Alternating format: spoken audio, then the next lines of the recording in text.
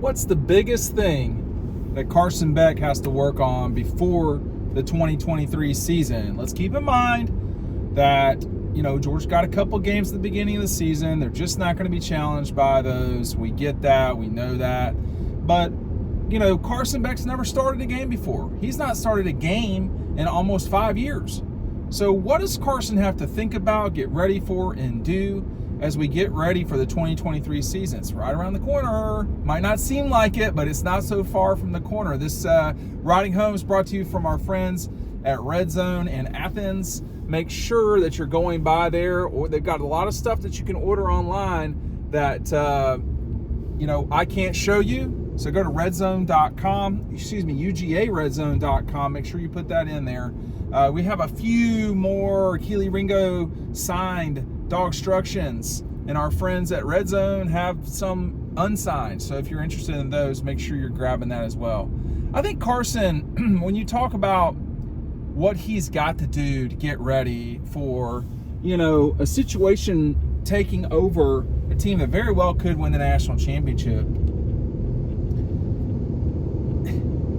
a lot of the work and development has already occurred. I mean, he's done a lot of development over these last, this was his third spring. It was his fourth spring on campus, 20, 21, 22, 23. But of course, 20, he didn't have spring practice as it was canceled just before it started. So, for Carson, I think the biggest thing is, what do I need? What am I missing with any of the receivers that I've got?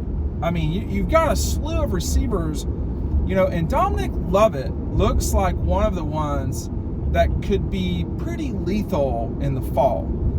So you do not have a connection with him the same way that you do with, in the past it would have been A.D. Mitchell, Ladd McConkey, Brock Bowers, not a receiver, but you get my point.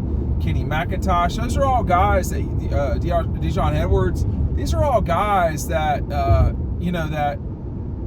that Carson's normally throwing the ball with all the time. Normally, it's he's used to that. I think though now with Lovett, who does look like he could be a lot of trouble in this league. Carson's not totally there yet with him. How could he be? He just, Lovett just got on campus. He's only been there for 4 months. So that's one thing. But the other thing, if I were, Carson after G-Day, one of the most interesting things about Carson, talking to him and meeting him in high school and seeing him play in high school and watching him sort of grow, he is not a loud talker. Like, he's not going to scream and like all this stuff. He's not an overly emotional person, it doesn't seem to me. He's very, appropriately emotional, I would say. And he is also calm. I mean, he's a calm player. That's the way I would put it. And I don't think there's anything wrong with that. I think that's a good thing in many ways. I think that critics, and there will always be critics, of which I could become one, I don't know.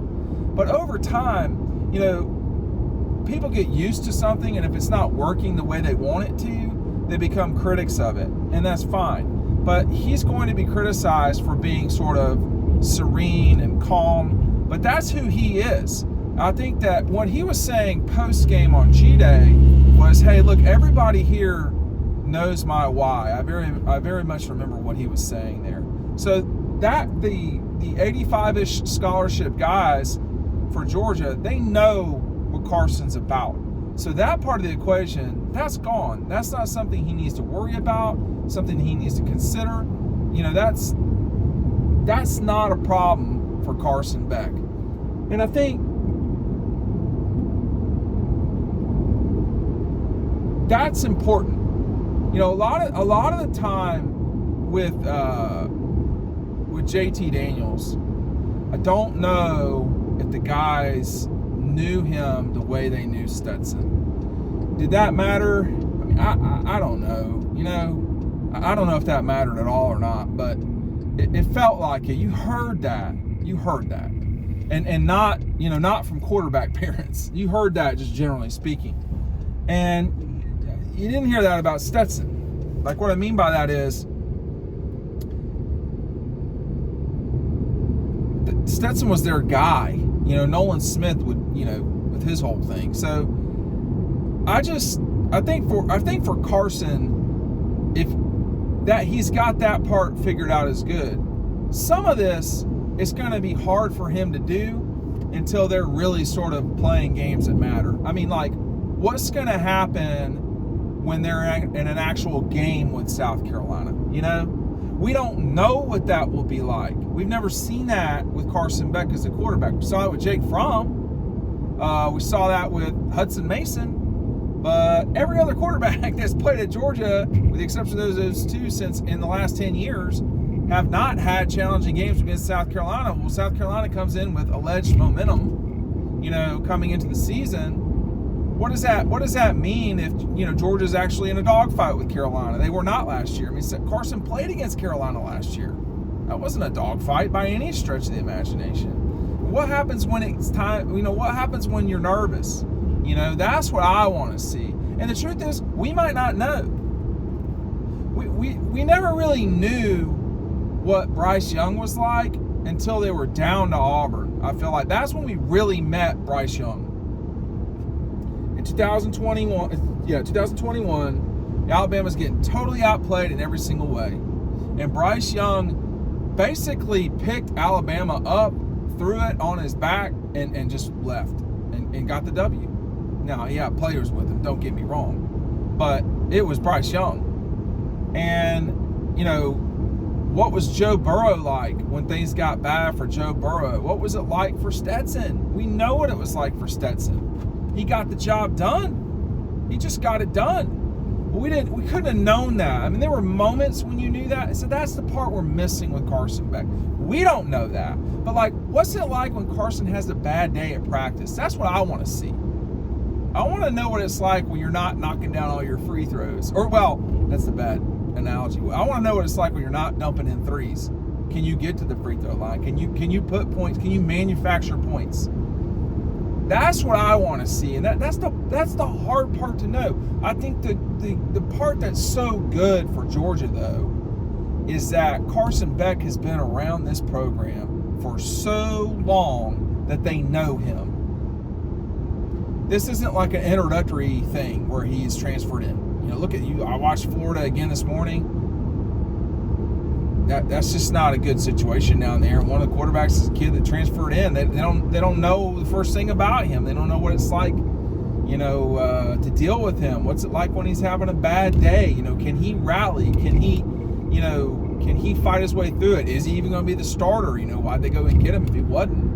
So that's what I want to see with Carson is what's it like for him to compete? What's it going to be like when things don't go his way? Now, to some degree, some of us sort of know the answer to this. In Jacksonville, his final season in high school ball, he lost a lot of the players they won the state championship with. A lot of very good wide receivers. His old coach, Bobby Rainey, if I'm not mistaken, would say to me, told me, hey, look, we just don't have the same guys as we did a year ago. And Carson, consistently fought his way through and had a successful season. They did not win the state championship. That they won the state championship junior year at Mandarin was abnormally impressive. So I think that's what I'll be looking for the most. And that's something you really can't manufacture in the regular season, or excuse me, in the off season. You can't just say, oh, you're down to Carolina at home, and no, I mean, we saw that happen with DJ Shockley, and Shock figured out how to win in 2005. We saw David Green go to Carolina and frankly manufacture wins, particularly in 04. So I think that's the part that we'll know it when we see it. And the problem, so to speak, is you might not see it for a while. I mean, this is a good team. And Carson is a good player on a good team. And that's what's so important about, this moment for Georgia. They've got a really good player. He's played a lot. they know him and so forth. But, you know, big players make big plays in big moments.